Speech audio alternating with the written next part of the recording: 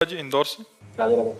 महाराज जी, जैसे से उम्र बढ़ती जा रही है वैसे संसारिक जिम्मेदारियां, माता पिता की बढ़ती आयु और जीवन में सफल असफल होने का भय और तनाव सताने लगता है। महाराज जी, इसको कैसे पार पाएं? महाराज जी, बड़ा नाम जप, नाम जप से जितना भगवान का नाम जप करोगे उतना भगवान में दृढ़ विश्वास होगा, और भगवान में दृढ़ विश्वास होगा तो आगे भविष्य में जो हमें संशय हो रहा है कि पता नहीं क्या हो, पता नहीं कहीं ऐसा ना हो जाए, तो उस समय हमारे अंदर भाव आएगा मेरे भगवान है ना, हर व्यवस्था कर देंगे। तो हम ये कहते हैं कि यदि भगवान का नाम जप है और भगवान पर विश्वास है तो समय पर वो व्यवस्था कर देंगे, अपने आप व्यवस्था कर देंगे। चिंता मत करो, भगवान का आश्रय लो, भगवान सर्व कृपा में है, वो तुम्हारे सारे पाप नष्ट कर देंगे। पाप ही तो हमें दुख देते हैं, पाप नष्ट हो गए तो सुख ही सुख हमारे जीवन में है। इसलिए आनंद में भगवान का चिंतन करो, भगवान का नाम लो, भगवान के आश्रित रहो, पाप आचरण मत करो तो सुखी हो जाओगे। विजयानंद जी, यस। राधे राधे। महाराज जी, महाराज जी, क्या नाम जप से पढ़ाई, बल, बुद्धि आदि की उन्नति भी संभव है? जो राम राम नहीं कह पाते थे वो मरा मरा जप करके वाल्मीकि रामायण की रचना कर दी, जो संस्कृत से लिखी हुई। आपका प्रश्न आज समझ पा रहे हो ना आप? नाम जप से क्या नहीं प्राप्त हो सकता? ककाहरा ना पढ़े हो और नाम जप तो वेदों का अर्थ वो बोल देगा, जो वेदों में लिखा हुआ वो अंदर से बोल देगा। नाम में सब कुछ विराजमान है, केवल नाम जप कर ले तो सब कुछ प्राप्त हो जाएगा, जो चाहे प्राप्त कर ले। हम कक्षा 9 पढ़े हैं गांव के स्कूल में, तो किसके बल से उत्तर दे देते हैं? नाम के बल से उत्तर दे देते हैं। हमको ये बताते थोड़ी कि हम क्या प्रश्न करने वाले हैं, तो तुम्हारे सामने प्रश्न होता है तो किसके बल से बोल रहे हैं? नाम के बल से तो बोल रहे हैं। और रोज प्रश्न उत्तर होते हैं, वर्षों हो गए रोज प्रश्न उत्तर होते हैं। तो इसलिए नाम में सब कुछ विराजमान है। नाम के बल से हम रोगी होते हुए भी स्वस्थ जैसे बैठे हैं, नाम के बल से मरे हुए भी हम जिंदा बैठे हैं। और यही बल नहीं है, अपना कल्याण करना मुश्किल हो, हम हजारों को लेके जाएंगे, ये नाम का ही बल तो है। हाँ, मस्त एकदम जी। बलराम गुजर जी, कोटा से। राधे राधे। राधे राधे। महाराज जी, महाराज जी, लोगों के साथ जब भी कुछ बुरा होता है या अनहोनी होती है तो बोलते हैं भगवान ने बहुत बुरा किया। तो महाराज जी, ऐसा कोई उदाहरण है जिसमें भगवान ने किसी के साथ बुरा किया हो? आज तक नहीं है, आज तक कोई उदाहरण नहीं। भगवान ने जिनको मारा है उनको वो परम पद दिया जो बड़े बड़े योगियों के लिए भी दुर्लभ है। बुरा करते हैं हम और जब उसका परिणाम आता है तो फिर भगवान को कोसते हैं।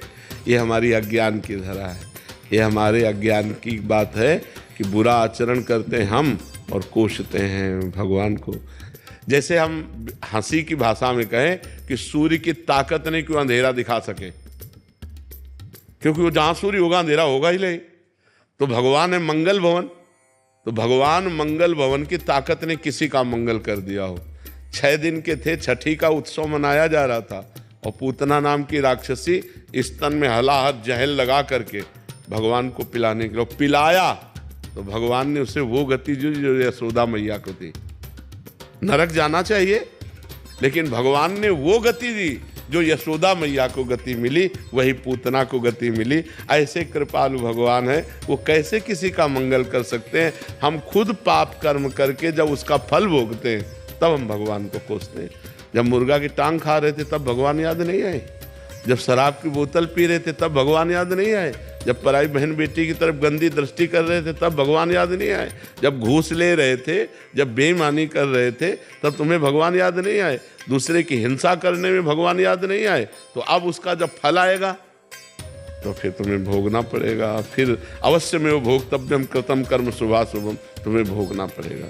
भगवान आकाश की तरह है निर्मल, उनको वो कभी बहुत दयालु है, वो कभी बहुत दयालु है, कभी किसी का मंगल नहीं। आज तक हमें उदाहरण बता दो एक भी, जिनको मारा उनको वो पद दिया जो बड़े बड़े योगियों के लिए दुर्लभ है, जो बड़ी बड़ी साधना करके भी प्राप्त करना असफलता हाथ लग जाती है, उनको सफल कर दिया, राक्षसों को परम पद प्रदान कर दिया, अपना स्वरूप प्रदान कर दिया। महाराज जी छोटा सा बच्चा था, बच्चा चले गया, भगवान ने बुरा किया, मेरी नौकरी छूट गई, भगवान ने बुरा किया, तो ये किस कर्म कर्म कर्म कर्म कर्म अवश्य में भोक्तव्यम, कर्म का फल भोगना पड़ता है। ये भी हमारे ही है। हाँ, हमारे ही कर्म का फल है। उस बच्चे का कर्म फल, उसके संयोग में हमारा कर्म फल, ये बिल्कुल संयोग। अब आजकल लोग ध्यान नहीं दे, बच्चियों के साथ ऐसा दुर्व्यवहार हो रहा है, गर्भ हत्या करवा रहे हो, भ्रूण हत्या करवा रहे हो, इनका जब फल आएगा तो भगवान को कोसने से तुम बच जाओगे क्या? तुम्हें भोगना पड़ेगा। अवश्य में भोक्तव्यम कृतम कर्म शुभाशुभम। इसलिए डरो, इसको खिलवाड़ समझा जाता है, बहुत बड़ा महापाप है। भ्रूण हत्या, गर्भ हत्या, ये महापाप है। और माताएं बहनें इस बात को समझ नहीं रही, और बेटी की तरफ ऐसी घृणित बुद्धि से देखा, बिटिया हो गई, हम तुम कहाँ से आए हैं? विचार करो, अगर स्त्री शरीर ना हो तो हमारी तुम्हारा सृजन कहाँ से हो जाए? अच्छा, बिटियां सब बंद हो जाए तो ये सब क्या होगा? पूरी सृष्टि रुक जाएगी। सृष्टि तो उन्हीं से है। तो ये बात समझ में नहीं आती लोगों के। और बच्चियों की हत्या कर देना, गर्भ में बच्चियों की हत्या कर देना, बच्चियों का अनादर करके ऐसे, तो ये सब महापाप है। कन्या हत्या देवी है, भ्रूण हत्या, ये सब बहुत बड़े बड़े पाप होते हैं जिनको हम पाप ही नहीं समझ। अच्छा, पराई स्त्री से व्यभिचार या खिलवाड़ समझा जाता है? नहीं, तो जब उसका परिणाम आएगा तो फिर भोगना पड़ेगा, बुद्धि भ्रष्ट हो जाएगी। अब उन भ्रष्ट आचरणों का जब फल आएगा तब फिर कहा जाएगा यार ये तो बहुत गलत किया। भगवान गलत नहीं करते, हमारे कर्म आचरण जो हैं वो गलत है, वो न्यायाधीश हैं, वो ठीक न्याय कर देते हैं। जी बाबा जी, 3 पुत्रियां हैं और मेरा जीवन ही बदला कब जब मेरी पुत्री। हाँ बिल्कुल ऐसा, बिल्कुल। और हम ये कहते हैं कि पुत्र ना हो और पुत्री हो, आप उसका पालन पोषण करो, तो बुढ़ापा में पुत्र से ज्यादा प्यार पुत्रियां करती हैं।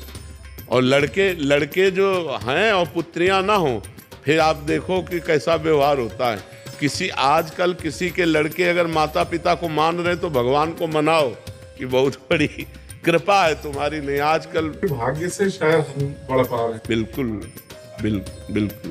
प्रिया जी हिमाचल से, राधे राधे। महाराज जी माला जपने में और काउंटर से जपने में कोई अंतर है? हम कौन सा जप करना चाहिए? काउंटर और माला से, समय से, अंगुली से कैसे भी जपो, ये तो बाहरी बात है। मेन बात है अंदर चलना। अगर आप अंदर राम बोल रहे हो, कृष्ण बोल रहे हो, राधा बोल रहे हो, उससे आपका मंगल होगा। काउंटर माला ये नाम चलाने के लिए है। अंदर नाम न चला और माला चला तो क्या कल्याण हो जाएगा? क्या नहीं होगा ना। तो माला एक निमित्त है, बात अंदर से हम बोले राधा, फिर ऐसे माला चलाया तो गणना में हमारा मन लग जाता है कि आज हमने 50,000 नाम जप किया, आज 60,000। तो उसमें चाहे काउंटर से जपो, चाहे माला से जपो, चाहे अंगुली गिनती से, जैसे भी बने, बात इसकी नहीं है, बात है अंदर जप की। अगर अब जैसे कुछ ऐसे साधक हैं जो बिल्कुल गिनती नहीं, रात दिन भजन हो रहा है, लेकिन आप पूछो कि क्या भजन करते हो, तो हम 10 भी नाम नहीं जब गिनती करके बता सकते कि हम 10 जपते हैं या 20 जप, कुछ नहीं। और रात दिन चल रही श्वासों की माला, गिनती भगवान कर रहे हैं। तो ये बात जिनके अंदर बैठ गई है वो तो अलग बात है, लेकिन जिनको बैठालनी है उनको माला से है, काउंटर से, इन सब का सहयोग लेना चाहिए। इससे भजन में बहुत वृद्धि होती है कि हमने देखा 20,000 नाम जप कर लेते, खुशी होती है ना।